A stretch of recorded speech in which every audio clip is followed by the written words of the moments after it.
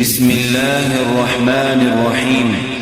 تبارك الذي بيده الملك وهو على كل شيء قدير، الذي خلق الموت والحياة ليبلوكم أيكم أحسن عملا وهو العزيز الغفور، الذي خلق 7 سماوات طباقا ما ترى في خلق الرحمن من تفاوت، فارجع البصر هل ترى من فطور، ثم ارجع البصر كرتين ينقلب إليك البصر خاسئا وهو حسير، ولقد زينا السماء الدنيا بمصابيح وجعلناها رجوما للشياطين وأعتدنا لهم عذاب السعير، وللذين كفروا بربهم عذاب جهنم وبئس المصير.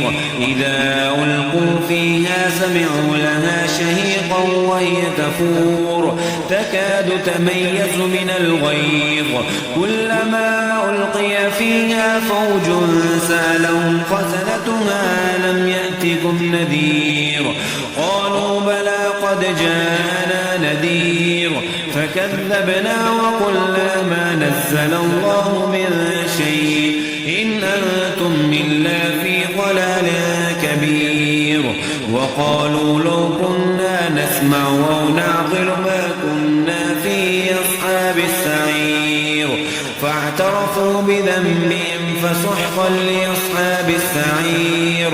إن الذين يخشون ربهم بالغيب لهم مغفرة وأجر كبير، وأسروا قولكم أو اجهروا به إنه عليم بذات الصدور، ألا يعلم من خلق وهو اللطيف الخبير. هو الذي جعل لكم الأرض ظلولا فامشوا في مناكبها وكلوا من رزقه وإليه النشور. آمنتم من في السماء أن يخسف بكم الأرض فإذا هي تمور، أم أمنتم من في السماء أن يرسل عليكم حاصبا فستعلمون كيف نذير. ولقد كذب الذين من قبلهم فكيف كان نكير. أولم يروا إلى الطير فوقهم صافات ويقبضن ما يمسكهن إلا الرحمن إنه بكل شيء بصير. أمن هذا الذي هو جند لكم ينصركم من دون الرحمن إن الكافرون إلا في غرور. أمن هذا الذي يرزقكم من أمسك رزقه بل لجوا في عتو ونفور. أفمن يمشي مقبا على وجهه يهدى أمن يمشي سويا على صراط مستقيم. قل هو الذي ينشاكم وجعل لكم السمع والأبصار والأفئدة قليلا ما تشكرون. قل هو الذي ذراكم في الأرض وإليه تحشرون. ويقولون متى هذا الوعد إن كنتم صادقين.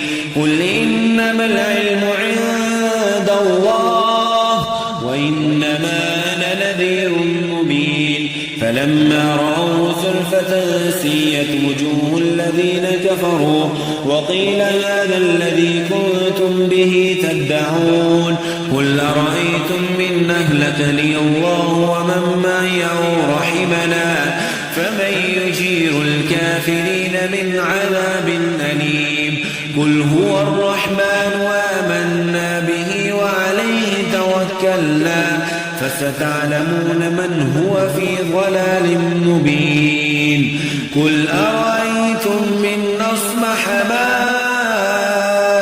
ماؤكم غورا فمن يأتيكم